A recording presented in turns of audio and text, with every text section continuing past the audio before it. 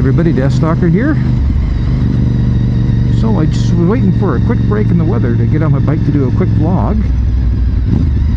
And I was watching the racing at the Sachsenring in Germany on the weekend, and as always it was a very good and entertaining MotoGP race.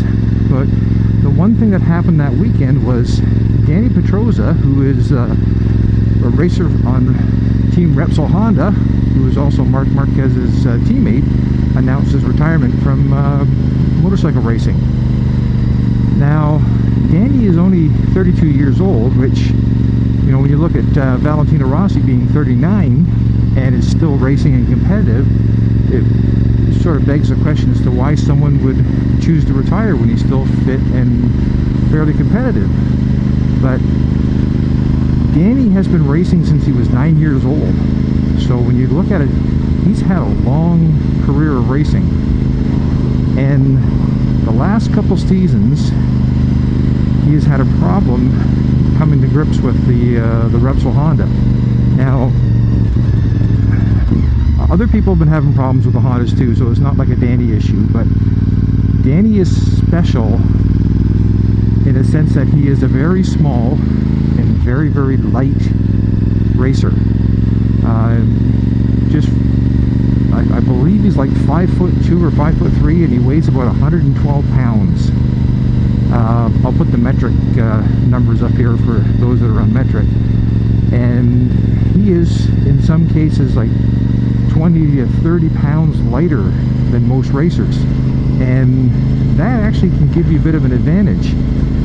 Your bike will accelerate harder, it will brake easier, but it also comes with problems. And the problems that Dani suffered from is because of his light weight, he had a really hard time of getting the tires to work. Now, when everyone went to a spec tire, everybody is sort of on the same rubber now. But when, you know, it was Bridgestone before and now it's Michelin, when they build a tire for everybody, they just sort of do the median. This is the majority, like most racers weigh this weight. Well, Dani's at the light end of that weight, so they had to do special preps with the bikes to try to get the tire temperature into the bike, into the tires, so they could actually would work. And that's one of the reasons why, if you ever watch the races, Dani would you know, start off and he'd fall very far behind. Then eventually he would start to catch up, because once he got the tire temperature into the bike, his tires were actually better conditioned than most of the other racers, and he was actually able to catch up, and he actually won several races that way. Unfortunately, the competition's actually stiffer now. The tires are even the variance for temperature is even tighter than what it used to be, and you're seeing even other racers like you know, Maverick Vinales and Jorge Lorenzo having problems with tires. And I think, and Dani's actually said the last couple seasons he's sort of like he's lost the fire. Okay, and you can understand that for someone who's been racing since he was 9 years old. You know, when you're racing, like Casey Stoner also retired very young. But again, Casey had been racing since he was 4 years old. So when he retired, like he had over 20 years of motorcycle racing. And you know, you get burned out. A lot of the top competitors, be it in motorcycle racing, car racing, you know, football, hockey, baseball, they all started very young, and they played a lot. In some cases they played too much.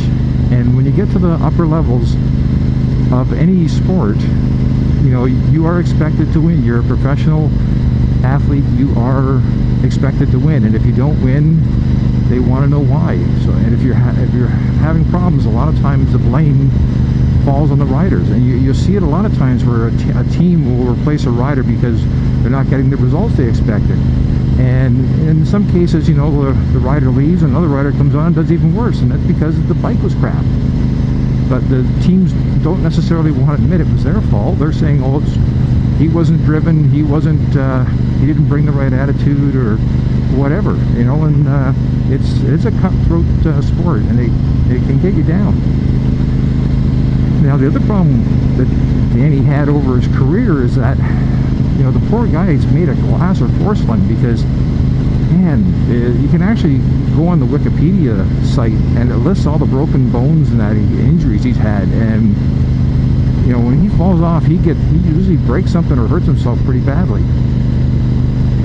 And you know, that's hard on the body. Like I only broke a few bones in my racing career, and I can tell you right now, it's like I have a chiropractor appointment tomorrow, and I can't wait for it, because the old back is messed up, and I can tell you exactly what corner that happened at on a racetrack.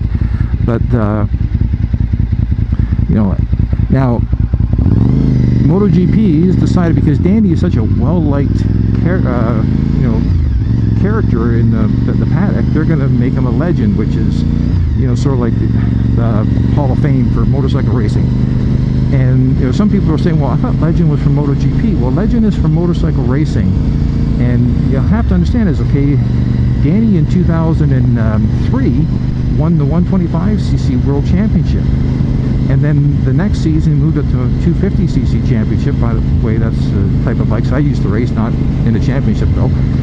And he won the World Championship again in 250, and then stayed there for one more year, and he won it again. So he's actually a three-time world champion, and believe me, a world champion in any class is an incredible rider. The 125 or Moto 3 as is known as now, and the 250 or Moto 2 as it's known, is way more competitive and cutthroat than MotoGP has been for many years. Now MotoGP is actually getting to the point where it is like Moto 3 and MotoGP, or sorry, Moto 2. So you can see the competition is right up there. So Danny definitely deserves to be a legend of motorcycle racing. And you know, also he finished second 3 times in the MotoGP championship. If it wasn't for injuries, you know, there was a good chance he could have won a MotoGP championship. But you know, unfortunately, you know, from 2006 until this season, you know, he's never been able to grab the brass ring. You know, I think Danny's probably going to go down with Randy Mamola as one of the nicest guys who deserved to win a world championship, but just never was able to get it.